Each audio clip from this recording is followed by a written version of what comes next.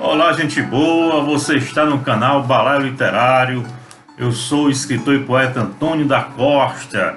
Estamos aqui para mais um resumo do nosso curso, O Ato de Escrever com Pedro Bial.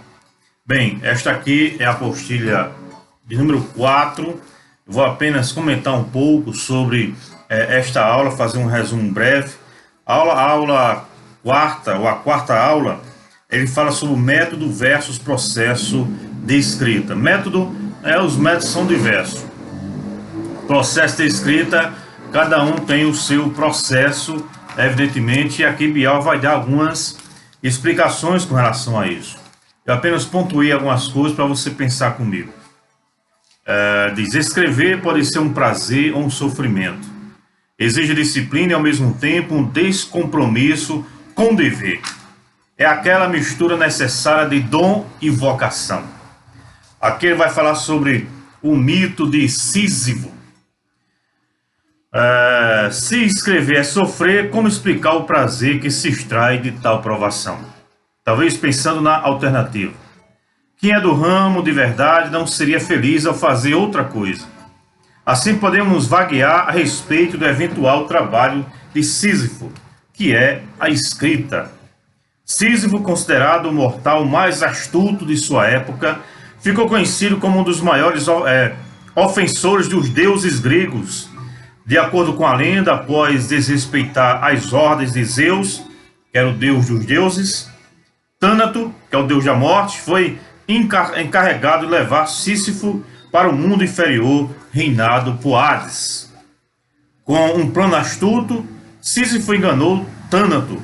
Hades, ao descobrir a farsa, ordenou que ele fosse levado imediatamente para o mundo dos mortos.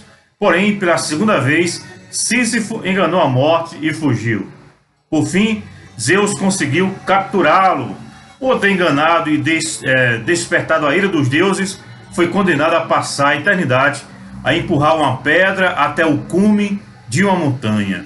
No entanto, sempre que a pedra estava prestes a chegar ao seu objetivo, rolava montanha abaixo e Sísifo tinha que voltar e executar o trabalho todo novamente. A partir desse episódio, atualmente, quando alguém diz que tem um trabalho de Sísifo, é porque possui uma tarefa impossível ou interminável a cumprir. Esta é a tarefa do escritor. É uma tarefa interminável. A gente pode viver a vida inteira escrevendo, a vida inteira colocando no papel as nossas ideias, os nossos pensamentos. É um trabalho interminável, mas não é sofrível, no sentido de ser algo que nos traga desprazer. Pelo contrário, é difícil, é muitas vezes cansativo, é muitas vezes solitário, mas no final nos traz prazer. Aí ele diz: a angústia quase sempre precede o ato de escrever. Depois de alguma prática, é possível que o desafio das primeiras palavras, das primeiras linhas, se revele menos ameaçador. Não leve tais palavras tão a sério. Não se leve tão a sério. Brincar faz parte do negócio. Escrever também é brincar. Você usar sua criatividade, inteligência, deixar que a coisa flua, sem preocupações. Tem gente que diz: eu não consigo escrever porque eu posso ser criticado. Meu querido, minha querida, você será criticado escrevendo ou não. Eu não vou escrever porque alguém pode não gostar. Deixa eu dizer uma coisa para você. Vai ter gente que não vai gostar dos seus textos, por mais excelentes que eles sejam. Mas também vai ter gente que vai amar, que vai adorar seus textos, que vai sentir prazer nos seus textos. Entende isso?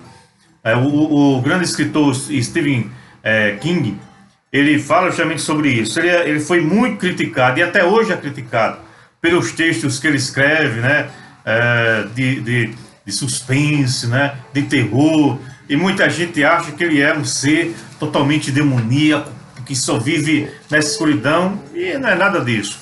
Ele coloca e ele usa suas histórias para despertar esse sentimento que todos nós temos, do medo, do mistério, enfim. E ele disse: se ele fosse esperar agradar a todo mundo, nunca seria um escritor. Então, desencane dessa história de que algumas pessoas não vão gostar, de que algumas pessoas vão criticar, vão mesmo, mas também vai ter gente que vai amar. Isso é o que nos faz continuar escrevendo, ok? Não se prenda muito aos críticos. E ele continua falando sobre os ombros que suportam o mundo, o texto de Carlos Drummond de Andrade. Você pode depois ver.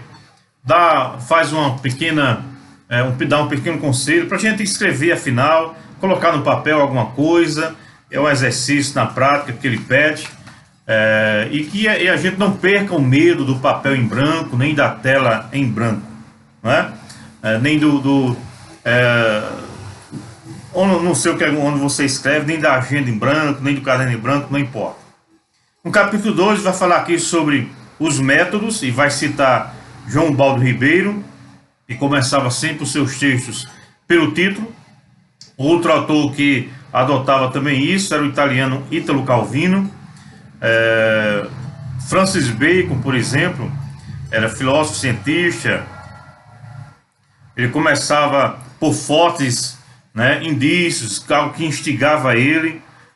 Cada frase inicial de Bacon traz um argumento que se trará ou se fará presente no mundo, ou melhor, no ensaio inteiro, como se fosse um trailer, seu começo.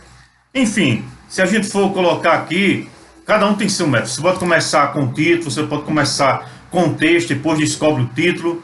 Um romance você pode começar sem saber o final, e o final vai se desenrolando no decorrer da sua escrita.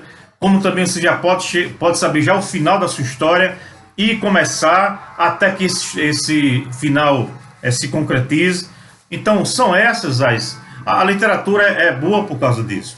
Não há regras definidas, não há regras impostas, que são incontestáveis. Não, você sinta-se bem, para fazer o seu método, aquele que você se sente melhor. Você pode misturar os métodos.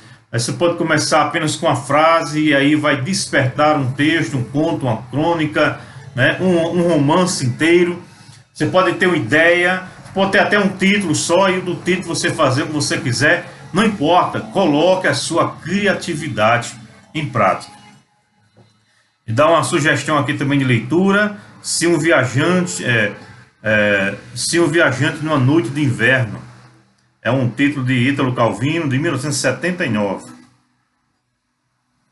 Aqui ele fala um pouquinho sobre este título, ou este livro. Outra sugestão é A Lua Vem da Ásia, de Walter Campos de Carvalho. Também fala um pouquinho sobre esse texto. Outra sugestão também muito boa, que é Macunaíma, de Mário de Andrade, também muitíssimo conhecido. Também ele faz uma pequena leitura da introdução do Macunaíma. Enfim, capítulo 3 vai falar sobre escrever é cortar palavras. Esse é o clássico, Escrever é cortar palavras. Você tem que escrever, a gente já falou sobre isso aqui. Escreva, sem se importar com regra gramatical, se a palavra está correta. Não, escreva, desenvolva, depois você vai reescrever. Aí você vai fazer as famosas revisões, ok? Escrever é cortar palavras. Ele fala sobre o texto, justamente é este o título: Escrever é a arte de cortar palavras, de Armando Nogueira. Você pode procurar também na internet, para que o nosso vídeo não fique muito longo. Vai falar também sobre A Procura da Poesia, de Carlos Drummond de Andrade. Aquele famoso, que diz: não faça versos sobre acontecimentos. Não há criação nem morte perante a poesia. Diante dela, a vida é um sol estático. Não esquece, não aquece, nem ilumina. É um texto bastante conhecido. Você também pode procurar ele na íntegra. Mais uma sugestão: A Rosa do Povo, de Carlos Drummond de Andrade, para que você possa conhecer também um pouco de poesia, esse gênero tão maravilhoso que eu amo. Também vai falar de outras indicações, e aí basicamente vai terminar essa quarta aula. João Ubaldo Ribeiro, também falando um pouquinho dele, sobre as suas referências inspiradoras, Ítalo Calvino, como nós já falamos, Walter Campos de Carvalho, são as referências literárias que Bial indica. Mário Raul Moraes de Andrade, também Armando Nogueira, né? Grande escritor, cronista também. E aí ficam essas dicas, né? Não tenha medo, se desenvolva, não tenha medo de escrever, escreva, não tenha medo das críticas. Você e eu, nós seremos criticados fazendo ou não. Isso é fato, entendeu? Vão odiar alguns textos nossos, também vão amá-los. E daí, né? E daí? O importante é que você deixou registrado ali o seu pensamento, né? a sua crônica, o seu conto, o seu romance, e você com certeza vai tocar em outras almas. Isso, né, é o que eu chamo de sucesso literário, quando o escritor começa a ter essa ideia de que seu texto não vai apenas render fama, ou dinheiro, essas bobagens, mas vai lhe render toques na alma daqueles que vão ouvir, daqueles que vão ler aquilo que você escreve. Bem, vamos ficando por aqui. Se você não está inscrito, se inscreva no nosso canal Balaio Literário, curta, comente, compartilhe, convide seus amigos para que o nosso canal possa crescer a cada dia, todos os dias, com um novo vídeo, quer seja uma poesia, quer seja uma crônica, quer seja indicação de site, enfim, de blog, de outros livros, enfim.